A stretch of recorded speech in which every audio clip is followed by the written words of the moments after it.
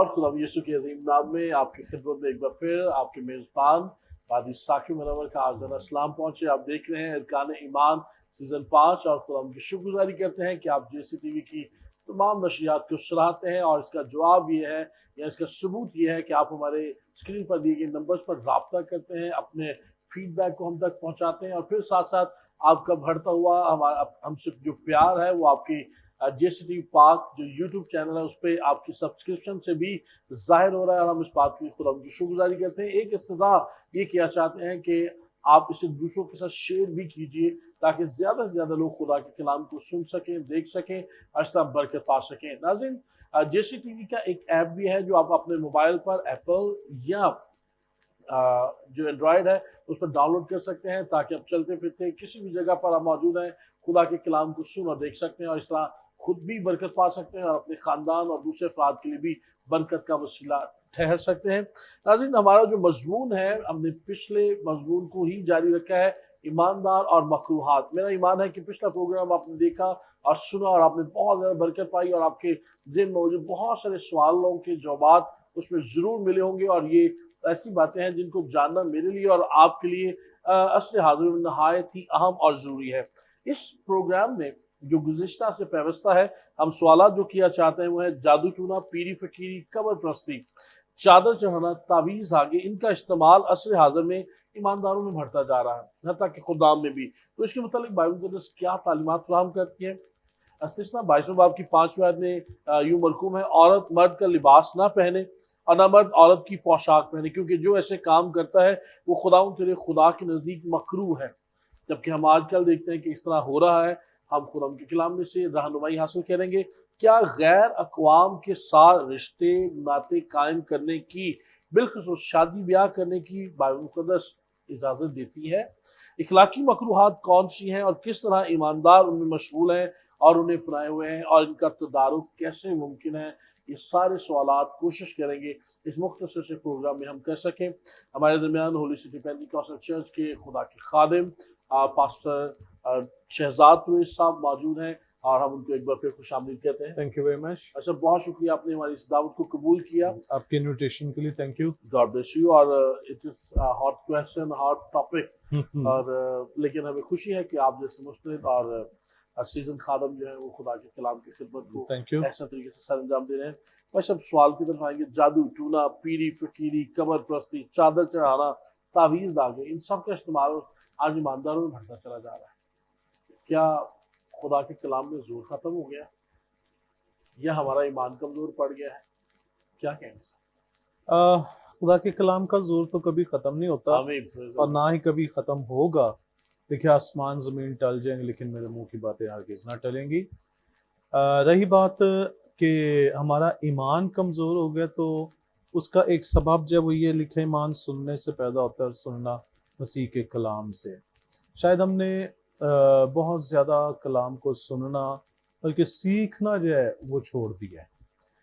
हम जो कुछ हर किसी से सुनते हैं हर चीज़ पे एतबार कर लेते हैं। अगर मैंने कुछ आपसे सुना मैं उस पर भी एतबार कर लूँगा, कुछ किसी से सुना उस पर भी। जो एक परखने की रूह है वो ख़त्म होती चली जा रही है। उसकी वजह है कि हम हर मामले के अंदर शॉर्टकट जो वो चाह रहे हैं। हमारे पास टाइम कम हो गया है, हमारे पास जब वो दूसरों के साथ सुनने का वक्त कम हो गया है, यानी हम हर काम में बहुत तेज़ जो वो हो गया है। जो मेडिटेशन वाला काम है वो शायद ज़िंदगियों के अंदर ख़त्म जो वो होता चला जा रहा है। ये जो आपने जिक्र किया है जादूगरी और पीरी फ़कीरी और ये सब कुछ, अगर इससे आजकल एक थोड़ा सा इसी का एक लाइट मोड जो हमारे सामने आ गया प्लीज। और वो लाइट मोड क्या है? आपका हफ्ता कैसा गुजरेगा, आपका दिन कैसा गुजरेगा, जिससे एस्ट्रोलॉजी के नाम से जो है वो लिया जाता है, या इससे मुतल्लिका दूसरा न्यूमरोलॉजी जो वो लिया जाता है। अब जब वो एस्ट्रोलॉजर्स या जो इल्मुल अदाद के माहिरीन हैं वो इसको ये लेते हैं कि ये कोई जादू नहीं है, ये कोई इल्म नहीं है, ये सिर्फ एक इंफॉर्मेशन है जो गैब का इल्म खुदा के पास है, हम नहीं जानते। लेकिन जो हालात नज़र आते हैं, सितारों की चाल देख के हम एक प्रिडिक्शन जो है वो करते हैं।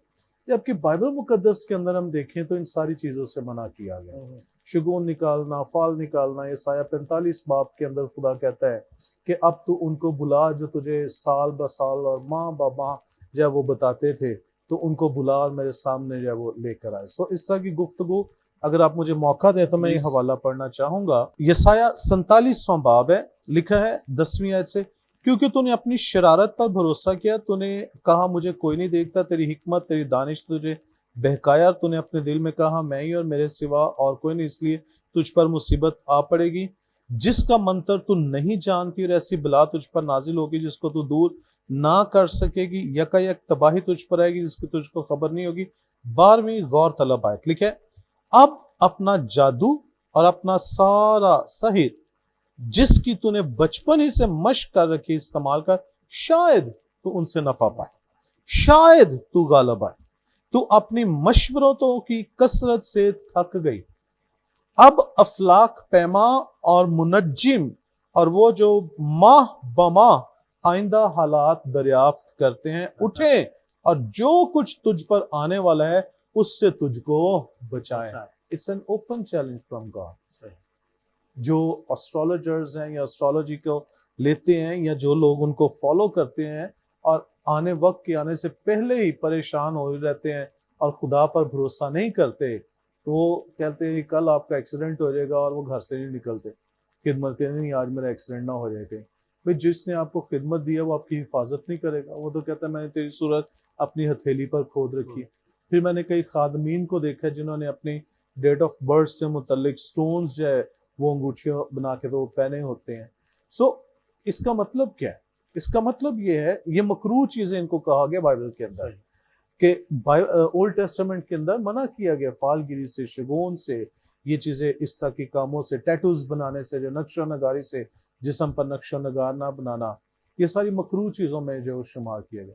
बट अनफॉर्चुनेटली आज जो, और अगर आप उन साहब से, उस खादम से, उस ईमानदार से पूछे भाई ये जो आपने स्टोन पहना है, वो कहेगा यार किसी ने गिफ्ट कर दिया था, मैंने पहन ली, मैं तो वैसे जो है वो पहन ली है।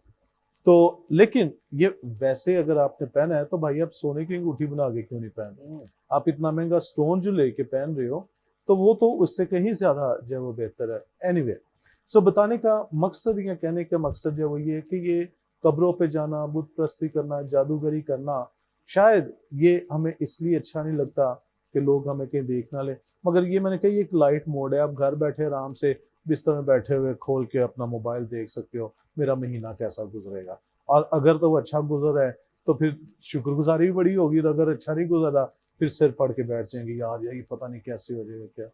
ट्रस्ट इन गॉड, क्योंकि ये चीजें आपके ईमान को खुदा से हटा देती हैं बात। और जहां ईमान खुदा से हट जाता है यही मकरूह काम है, खुदा को नापसंदीदा है। देखिए उसकी आंखें ऐसी पाक हैं कि वो बदी को देख भी नहीं सकता। तो जब हमारी निगाह ही खुदा से हट जाती है तो ये कब्रों पे जाना, बुत प्रस्ती करना, चादरें चढ़ाना, मंत्र पढ़ना, इसके लिए तो बड़ी सादा सी एक आयत और बड़ी खूबसूरत आयत हमें मुकाशफा की किताब में नजर आती है। उसके लास्ट चैप्टर के अंदर अगर हम देखें मुकाशफा की किताब और 22वां बाब और उसकी आयत नंबर 21वां बाब और उसकी आयत नंबर 8 है, लिखे मगर बुज़दिलों और बेईमानों और घिनौने लोगों और खूनियों और हरामकारों और जादूगरों और बुत परस्तों और सब झूठों का हिस्सा, अब यहाँ पे लफ्ज है झूठों का हिस्सा, आग और गंधक से जलने वाली झील में है। जिसका अपना हिस्सा आग और गंधक से जलने वाली झील में है वो किसी को जिंदगी कैसे दे सकता है। और इसमें जादूगरों और बुत परस्तों का तज़किरा भी मौजूद है। अगर आपकी जेब में 1000 है, मैं आपसे 1000 मांगता हूँ, आप दे देंगे। अगर 5000 है, 5000 मांगता हूँ, दे देंगे। अगर 10,000 मांगो और आपके पास ना हो तो आप कहां से देंगे? आप वही देंगे जो आपके पास है। जो इनके पास है ये वही अपने आने वालों को देंगे, जो इनके पास नहीं है वो नहीं दे सकते। और जो हमें चाहिए वो यीशु के पास है जिसने कहा था राह, हक और जिंदगी मैं। हमें हमेशा की जिंदगी चाहिए और वो यहां से नहीं मिलेगी। लिहाजा उस हमेशा की जिंदगी को छोड़ के इनके पास जाना ये मकरूह काम है। और यिर्मयाह की किताब में खुदा ने यही शिकवा किया था ना, मेरे लोगों ने 2 बुराइयां की। लिखा है, एक उन्होंने मुझ आबे हयात के चश्मा को तर्क किया, और नंबर 2 कि सिर्फ मुझे ही तर्क नहीं किया बल्कि अपने लिए टूटे फूटे हौज यानी देवी देवता मबूद जो है वो तराश लिए और अब वो उनकी प्रस्तिश करते हैं। तो ये दो काम खुदा जब वो इससे नफरत करता है और यही उसने कहा मकरूह काम है। लूका की इंजील में जब चंद खवातीन प्रभु यीशु मसीह के पास जाती हैं हफ्ते के पहले दिन उसकी कब्र पर जाती हैं, तो एक बड़ा खूबसूरत सवाल वहाँ पे मिलता है, तुम जिंदा को मुर्दों में क्यों ढूंढते? आज कलीसिया भी जिंदा को इन मुर्दा कामों में ढूंढ रही है। वैसे एक और इससे हमारे सवालों में सवाल मौजूद नहीं है। बहुत सारे पासबान मशहूर होने के लिए, शोहरत पाने के लिए या बड़ा गिरजा बनाने के लिए, बड़ी कलीसिया कायम करने के लिए भी ऐसी बातों का और चीज़ों का सहारा लेते हैं। मैंने सुन रखा है और शायद खुद से मेरी वाकफियत भी है, जो पासबान भी हैं, चिल्ले भी करते हैं, विरद भी करते हैं और दोनों काम साथ साथ चल रहे हैं। भाई जी देखिए, अगर इब्लीस जो है वो यीशु मसीह के पास आके उसकी इतनी जुर्रत कि उसको कह रहा है अगर तुम्हें सिजदा कर दे तो मैं सब कुछ दे, क्या वो नहीं जानता था कि खुदा का बेटा है? उसकी अगर रूहें इकरार करती है कि तो खुदा का बेटा है और वो ये भी इकरार करती है तो हमें वक्त से पहले अजाब में डालने के लिए क्यों आया, तो जो उनका बाप इब्लीस है क्या वो नहीं जानता होगा? वो जानता था। इसके बावजूद भी उसकी इतनी जुर्रत कि वो क्राइस्ट को कह रहा है अगर तुम इस सिजदा करे तो ये सब कुछ मैं तो दे दूंगा। सो अगर वो यहाँ तक हिम्मत कर सकता है तो फिर वो एक आम आदमी तक क्यों नहीं हिम्मत कर सकता है? ये दौलत, शोहरत, नाम का ये एक लालच है वो उनके अंदर क्यों नहीं रख सकता? और जब वो क्यों एक इंसान जो उसमें नहीं गिर सकता? गिर जाते हैं लोग इसमें जब कुछ मजाइका नहीं, बट उस काम को स्ट्रेंथ नहीं, उस खिदमत को स्ट्रेंथ नहीं है। सब कुछ हासिल है, इसीलिए तो लिखे ना कि अगर इंसान सब कुछ हासिल कर अपनी जान का नुकसान कर ले उससे क्या फायदा हो? तो ये इसी के मुतरादिफ है कि सब कुछ तो हासिल कर लिया है। कुछ देर पहले, काफी साल पहले एक क्वेश्चन मुझसे हुआ एक बड़े शख्स के ताल्लुक से, वो मसीही नहीं था लेकिन वो इंतहाई शरीफ और खल्के खुदा की खिदमत करने वाला इंतहाई जबरदस्त शख्सियत। और क्वेश्चन ये मुझसे हुआ, गैर मसीही था, और क्वेश्चन है क्या ये भी खुदा की बादशाहत में जा सकता है जिसने खल्के खुदा की इतनी खिदमत की, इंसानियत की इतनी खिदमत की है, बैन अल-अक़वामी सतह पे जाके उसने जब वो काम किया है तो क्या ये खुदा की बादशाहत में नहीं जाएगा? तो मेरा जवाब जो बाइबल की कसवटी पर था वो ये था कि नहीं, इसलिए कि बादशाहत में जाने के लिए इंसान के काम नहीं देखे जाएंगे। बादशाहत में जाने के लिए जो है वो जरूरी है कि जब तक कोई नए सिरे से पैदा ना हो वो खुदा की बादशाही को देख भी नहीं सकता, जाना तो दूर की बात। सही। तो फिर दूसरा क्वेश्चन ये था कि ये शख्स जो दुनिया के अंदर इतना भलाई का काम कर रहा है, इतना इंसानियत का काम कर रहा है, फिर इसका क्या होगा? तो उसका जवाब ये है कि खुदा ने उसको इस कदर सरफराजी बैन अल-अक़वामी सतह पे दी है, इस कदर उसको बरोमंद किया है, तो गोया वही बात है कि उसने जमीन की बरकत हासिल की है मगर आसमान की बरकत, जैसे इब्राहिम से कहा था ना कि जो हाजरा की सुलभ से मैं उसको भी एक बड़ी कौम बनाऊंगा, और लेकिन अपने आसमानी वादे जो है वो सारा के बतन से। बिल्कुल सही। तो ऐसे अफराद जो है वो फिर इस दुनिया के अंदर तो सब कुछ हासिल कर लेते हैं, ठीक है, मगर रही बात किंगडम की, बादशाहत की, तो वहां पे दाखला या खुदा की मर्जी के मुताबिक जो है वो तो फिर नजात और फजल ही के वसीला से है ना। ये तो ऐसे अफराद कुछ इस तरह के होते हैं, बाइबल से अगर मैं मिसाल दूं सिकवा काहिन के बेटों की, तो वो कहते हैं जिस यीशु की मुनादी पौलुस करता है उसके नाम से तुझे कहते हैं निकल जा। तो रूह, बुरी रूहों ने क्या कहा, हम यीशु को भी जानती है, पौलुस से भी वाकिफ है, तो ये कितों आया? तो ऐसी जिंदगियां फिर अल्टीमेटली जो है वो अंजाम जो है वो मुनासिब नहीं है। वो इस दुनिया में बड़ी इज्जत, शोहरत, दौलत तो पा लेते हैं मगर खुदा की निगाह के अंदर जो है वो क्या मुकाम है वो बाइबल हमें साफ साफ बयान करते हैं। Thank you very much. वैसे 22वें बाब के 5वें आयत में औरत मर्द का लिबास न पहने और न मर्द औरत की पोशाक पहने, क्योंकि जो ऐसे काम करता है वो खुदा तेरे खुदा के नजदीक मकरूह है। ये आयत जो है ना ये बड़ी सादा सी आयत लगती है बज़ाहिर इसको पढ़ने, लेकिन इसके पीछे जो है वो एक कह लो कि तारीख है, एक हिस्ट्री है या एक लॉजिक है इसके पीछे। जब बनी इसराइल, ये वो मौका है, ये उस वक़्त कलाम हुआ क्योंकि इस्तस्ना की किताब जो है ड्यूट्रोनोमी, ये दो यूनानी अल्फाज का मुरक्कब है, ड्यूट्रोस और नोमोस। ड्यूट्रोस मीन्स जो है वो सेकंड या दोहराई, और नोमोस मीन्स कानून, शरीयत, लॉ, तोरा, तोरैत, तो यानी शरीयत की दोहराई। तो खरूज की किताब के 14वें बाब से लेके 15वें बाब से लेके जब से शरीयत उतरना शुरू हुई नाजिल, उस वक्त से लेके और फिर खरूज, अहबार, गिनती, यहाँ तक जब हम देखते हैं तो शरीयत का नफाज हमें या उसका जो है वो नजूल हमें नजर आता है। इस्तिस्ना की किताब वो मुकाम है जब यरू के सामने डेरे डाले गए थे और अब के मुकाम के ऊपर ये लोग आ चुके हुए थे, और यहाँ पे मूसा ने उस सारी शरीयत को दोहराया है, रिपीट किया है, ठीक है, रिपीटेड लॉ है, यानी ये कोई दूसरा कानून नहीं है बल्कि उसी कानून को दोहराया गया है। बाज़-औक़ात इस लफ्ज इस्तस्ना जो है ना, ये सानवी से निकला हुआ लफ्ज है। सानवी मीन्स सेकेंडरी, दूसरा।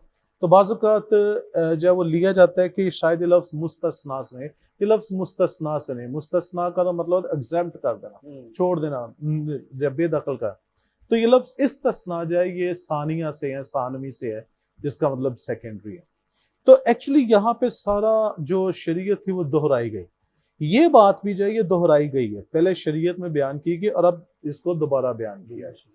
लिहाजा जब खुदा इन्हें इन मौकों पे या इन जगहों पे लेकर आया है, ये 40 साल के बियाबानी सफर में जो है वो मुआब से भी गुजरे हैं, अमालिकियों से भी लड़े हैं, यबूसियों का सामना भी किया है, जर्जासियों से भी लड़े, यानी कई जो है वो गैर कौम इनके सामने छोटे छोटे ग्रुप्स और बड़े बड़े ग्रुप्स जो है वो आते रहे, और उनके अपने मज़ाहब और उनके अपने अकायद और उनकी अपनी रसूमात और उनके अपने अपने बुत थे जिनके वो बुत परस्ती जो है वो किया करते हैं। सो अब यहाँ पे जब मूसा को पता है कि उसके दिन जो है वो पूरे हो रहे हैं और खुदा ने उसे कह दिया कि तू उस शहर में दाखिल होने नहीं पाएगा, तो वो एक दफा दोबारा से सारी शरीयत को दोहराते हुए इस हुक्म को जो वो दोहरा रहा है कि शरीयत के अंदर ये भी एक चीज है कि मर्द औरत का लिबास और औरत मर्द का लिबास ना पहने। क्यों? जब हम देखते हैं मिशना के अंदर देखते हैं, जो यहूदियों की किताबों में से एक किताब है, तो मिशना हमें ये ट्रेडिशन बताती है कि यहूदी लोग जो होते थे वो कोई ना कोई अपने लिबास के साथ जंगी हथियार जो वो बांधे रखते थे, कोई ना कोई, जो इस चीज की जो वो अलामत होती थी कि वो दुश्मन से मुकाबला करने के लिए किसी वक्त भी तैयार है। और ये ट्रेडिशन शुरू कहाँ से हुई थी? 40 साल के बियाबानी सफर से। वो हर वक्त अपने आप को तैयार रखते थे, उन्हें पता होता सफर के दौरान किस वक्त किससे मुठभीड़ जो वो हो जाए, कौन एकदम से सामने जो वो आ जाए। सो वो अपने लिबास के साथ कोई ना कोई जंगी हथियार रखते थे। और चूंकि खवातीन जो है वो जंग में जाती नहीं थी, लिहाजा खवातीन के लिबास में कोई जंगी हथियार शामिल नहीं होता था, ये मर्द लोग जो है वो पहना करते हैं। उनके नौजवान और उनके जो लड़ाई के काबिल लोग होते थे बुजुर्गी के यहाँ में भी, ये वो लोग जो पहना करते उस 40 साल के बियाबानी सफर में। सो इस सबब से भी उन्हें मना किया गया था कि औरत जो है, चूंकि उसे जंग में जाने की इजाजत नहीं है, लड़ने की इजाजत, इसलिए वो मर्द का लिबास ना पहने। और यही वजह कुजात की किताब में मिशना जो है वो एक रेफरेंस है वो देती है सिसरा का। जब वो हबरकीनी के डेरे में गया तो उसकी बीवी यजरेल जो थी उसने उसको मारा, उसके पास मारने के लिए ना तलवार थी, ना छुरी थी, ना चाकू था, ना कोई भाला, कुछ नहीं। उसने टेंट की जो मेख है वो उसकी कनपट्टी में जो है वो गाड़ दी, जिससे वो मारे। तो गोया इस वाक़े को जो है वो सबूत के तौर पे मिशना जो है वो पेश करती है कि चूंकि औरतों के पास लड़ाई का कोई हथियार नहीं होता था, इसलिए उसने उसे मेख से मारा है, तलवार वगैरह से नहीं मारा। ये तो एक रीजन था। इस सबब से भी ये कहा गया कि औरत मर्द का लिबास ना पहने। क्यों? मर्द हर वक्त जंग के लिए तैयार है, और ना ही मर्द औरत का लिबास जो है वो पहने। दूसरी इसकी रीजन ये थी कि जो मर्द होते थे, ये तालमूद इसको बयान करती है, उसका रेफरेंस मैं दे रहा हूं। तो पहला जो था वजह वो मिशना का था, ये दूसरा तालमूद का रेफरेंस में। तालमूद ये कहती है कि जो मर्द लोग होते थे वो दो अल्फाज जो है वो इस्तेमाल होते थे, एक था तिलत और एक था तफिल्लीन। तफिल्लीन जो है वो 4 छोटे छोटे लेदर के बॉक्सेस होते थे ब्लैक कलर के, और उनको मर्द अपने लिबास के साथ पहनते थे। और वो कैसे? कि या तो वो बाजू पे पहना जाता या माथे पे पहना जाता, और जब वो माथे पे पहना जाता तो वो चारों बॉक्सेस सामने पेशानी पे होते, और जो स्टैप होता वो पीछे से जो है वो बांधा जाता, और फिर उसके ऊपर ओढ़ने के लिए सर पे कोई कपड़ा वगैरह जो है वो रखा जाता। लेकिन वो चारों के चारों यहाँ पर वो बॉक्सेस जो नजर आते, ये तफिलीन कहलाते हैं। ये लफ्ज तफिलीन जो है वो निकला हुआ है तिफला से। तिफला का मतलब है प्रेयर, दुआ, ठीक है। और ये अरामी जुबान का लफ्ज है पलाल, जिससे निकला हुआ लफ्ज तफिल्ला, और तफिलीन जो है वो उसकी प्लूरल जो है वो आ गया। दूसरा, ये लोग पहनते थे, मर्द लोग पहनते थे कि ये अपने जो बाजू है, जो उनका दायां हाथ इस्तेमाल होने वाला है, मगर जो हाथ ज्यादा इस्तेमाल होने वाला नहीं होता था, यानी बाएं हाथ, उस पे ये पहनते थे। कुछ मर्द वो बाएं हाथ से काम करते थे तो दाएं हाथ पे वो पहनते। सो जो बाजू आपका ज्यादा इस्तेमाल में नहीं आता था उस पे पहना जाता था, और इसके स्टेप्स है वो दरमियानी उंगली के साथ बांध के और पूरे बाजू पे बांध के तो कंधे पर बांधे जाते, और यहाँ पे कंधे पे वो चार जो थे ना तफिलीन, वो बांधे जाते, लेदर के वो ब्लैक कलर के चार बॉक्सेस जो है वो बांधे जाते थे, और उनमें चार वर्सेस जो वो शामिल होती। और वो वर्सेस कौन सी होती थी?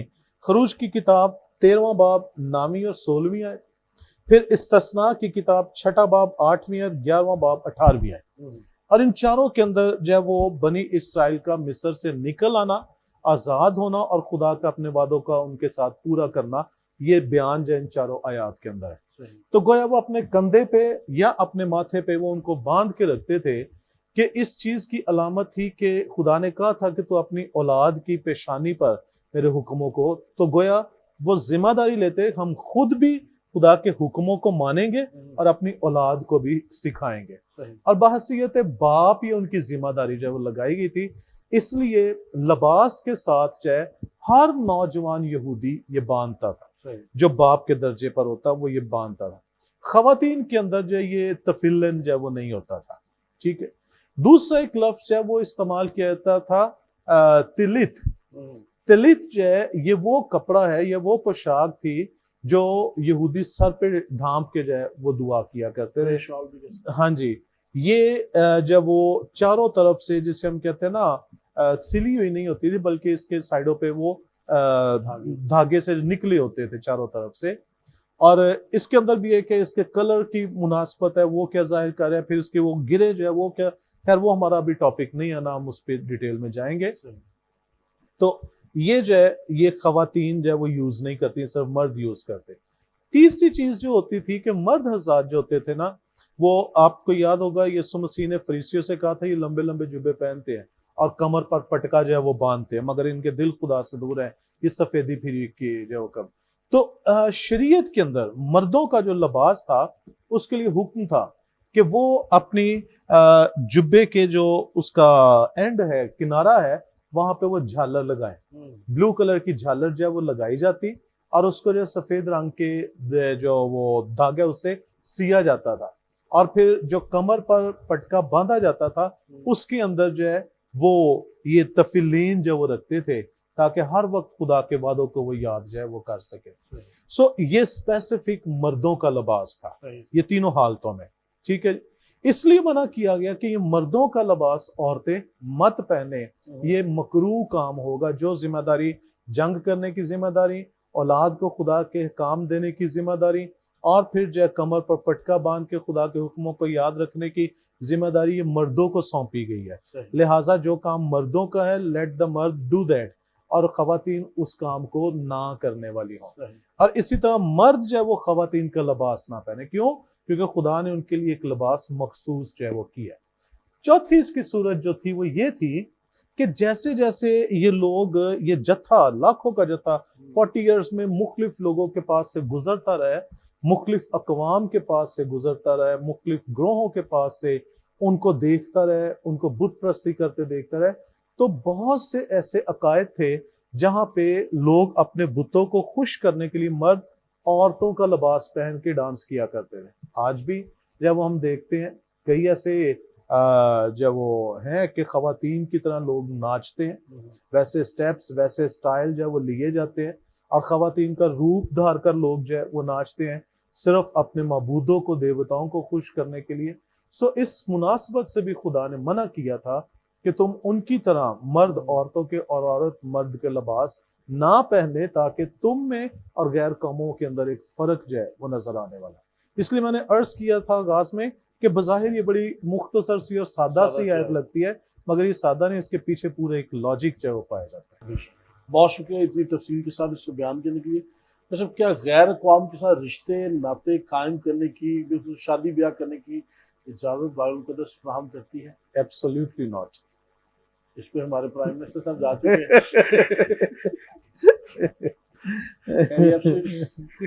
तो बिल्कुल भी ऐसा नहीं है, क्योंकि ओल्ड टेस्टामेंट जो है वो देखें या न्यू टेस्टामेंट जो है वो देखें, दोनों सूरतों में हमें इसकी इजाजत नहीं मिलती। कुछ लोग जो है ना पौलुस रसूल का खत करंथुस की कलीसिया के नाम जो है उसका एक एडवांटेज लेने की कोशिश करते हैं, जहाँ पे लिखा है कि औरत से कहा गया अगर तू ईमानदार है और तेरा शौहर बेईमान है और वो तेरे साथ रहने को तैयार है, इसको वो सामने लेते हुए कहते हैं कि यहाँ पे बाइबल मुकद्दस में हमें इजाजत है। लेकिन अगर आप उस पैसेज को गौर से पढ़ें तो वहां पे लिखा है कि वो तुझे देखकर जो है वो यीशु मसीह को कबूल कर लेगा, ठीक है ना। तो मकसद ये है कि अगर जब वो कोई ऐसा इंटरेस्ट पैदा हो भी गया है तो पहले क्राइस्ट से रूशनास करवाना जो है वो जरूरी है। देखिए, जो मेरी असल है, आप उस असल को नहीं मानते तो आप मेरे भाई कैसे हो सकते हैं? अगर कोई शख्स जो ये कहता है कि मैं कहता हूँ जी ये मेरे बाप है, एंथनी परवेज साहब मेरे बाप है, और वो कहता है नहीं जी तू उनकी औलाद ही नहीं है, तो वो मेरा भाई कैसे हो सकता है? मेरा भाई तो वही होगा जो वो तस्लीम करेगा कि हाँ वाकई तू इसकी औलाद है और ये तेरा बाप है। अगर कोई आपके खुदा ही को तस्लीम नहीं करता तो आपका ताल्लुक उसके साथ कैसे जायज हो सकता है? और यहाँ पे हम ओल्ड टेस्टामेंट के अंदर जो है वो रेफरेंस में बताता हूँ, इस्तस्ना की किताब 7वां बाब 30 है, फिर खरूज 34वां बाब 15वीं 16वीं है, और भी हवाला जाता है। लेकिन ये दो रेफरेंसेस मैं शेयर कर रहा हूँ, सुनने वाले आप जो है वो देख सकते हैं, पढ़ सकते हैं। यहाँ पे साफ ममानत जो है वो की गई है। खुदा ने कहा तू जहाँ पे जा रहा है गैर अक़वाम के लोग हैं, लेकिन तू उनके साथ कोई राब्ता नहीं, ना अपनी बेटियां उनको देना, ना उनके बेटे जो है वो, ना उनकी बेटियां जो है तू लेना, अदरवाइज वो तुझे भी अपने साथ बुत प्रस्ती में शामिल कर लेंगे। एंड इट हैपेंड, हमने देखा खुदा ने जो सुलेमान जो खुदा ने कहा, और सिर्फ सुलेमान ही नहीं बल्कि पूरी कौम इसराइल के 10 कबीले शाहे असूर के पास कैसे चले, बगैर जंग किए, बगैर लड़े, सिर्फ ये वहां पे शादी ब्याह शुरू हो गई।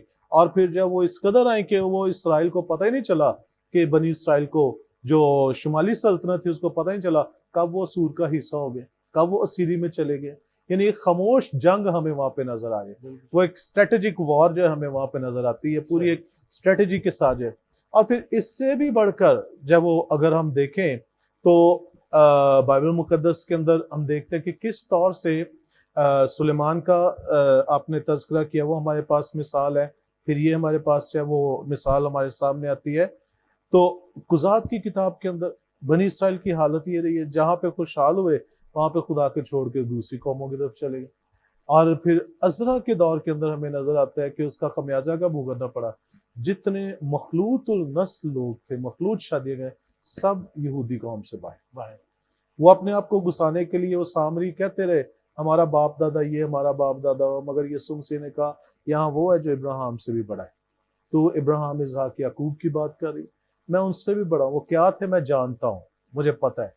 सो ये 3 बड़े वाकयात हमें नजर आते हैं मखलूत शादियों के, जिनके नताइज इंडिविजुअली सुलेमान के साथ अच्छे नहीं आए, ठीक है, और कौमी सतह पर अगर हम देखें तो अच्छे नहीं आए, और अगर हम जो है वो नस्ली एतबार से देखें अजरा के तो वो भी अच्छे नहीं आए।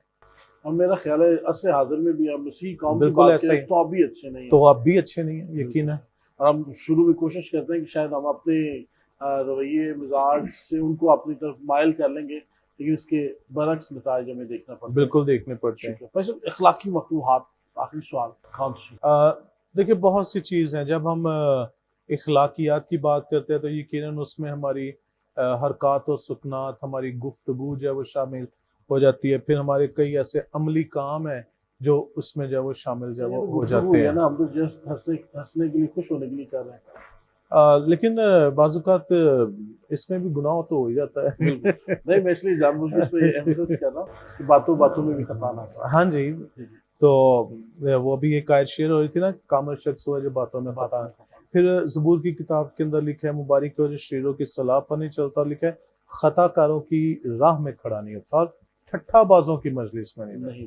सो सम टाइम हम लोग जो है वो गुफ्तगू के अंदर जो है वो कर जाते हैं, हमारा मजाज है वो बाज़-औक़ात गुनाह पैदा करने का सबब जो है वो बन जाता है, बिलखसूस जब हम कभी ऐसे हालात के अंदर जुगतबाजी के अंदर आ जाते हैं। खुदा का कलाम मज़ाक से मना नहीं करता, सही, हंसने से मना नहीं करता, ना ही वो मज़ाक पर पाबंदी लगाता, लेकिन ऐसा मज़ाक जो आपको आपकी रूहानियत और आपके खुदा से जुदा ना करने वाला, सही, और आप जब वो उसमें रहकर एक अच्छे माहौल के अंदर जब अपने लिए खुश असलूब खुश बयानी जो है वो हासिल कर सकें। तो बदअखलाकी के अंदर गाली गलोच भी आ जाती है, ठीक है। बदअखलाकी के अंदर जो है वो झूठ बोलना जो है वो भी आ जाता है, कि जब हम झूठ से किसी को धोखा देने की कोशिश करते हैं। और फिर कई चीज़ें ऐसी होती हैं जिनमें हम कहते हैं मैंने मसलहत से ये बात की।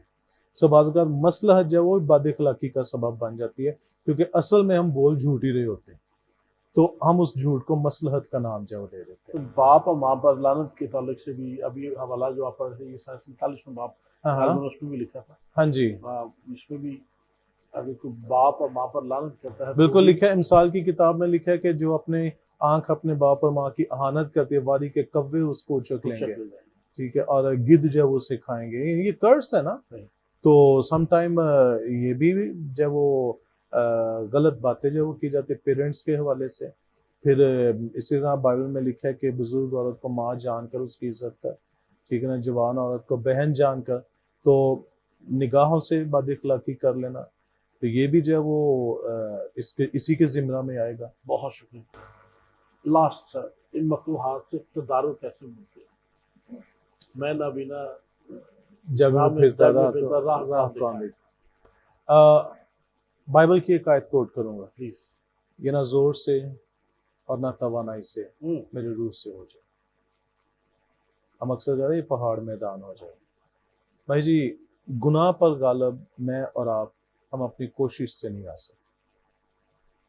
रूह कुदुस हमें जोर देता है और हम उस जोर के सबब से गालब आते हैं। और फिर मुकाशफा की किताब के अंदर एक और बड़ी खूबसूरत बात लिखा है, ये बर्रा के खून और बर्रा की गवाही के सबब से गालब है। खुदा के पाक रूह को अपनी जिंदगी में लें, कोशिश करें कि उसकी रहनुमाई में चलने वाले, और सबसे बड़ी बात, रूह कुदुस को अपनी जिंदगी में इंटरवीन करने दें, आमीन। उसको उसको मुदाखलत करने दें। सम टाइम हम अपनी ज़िंदगी के अंदर अपने फैसले खुद करते हैं, हम पाक रूह से जानने की कोशिश ही नहीं करते, ज़रूरत ही महसूस नहीं करते, हमारे फैसले हमारे अपने होते हैं। तो उसको इंटरवीन करने दें, वो यकीनन हमारी रहनुमाई करेगा।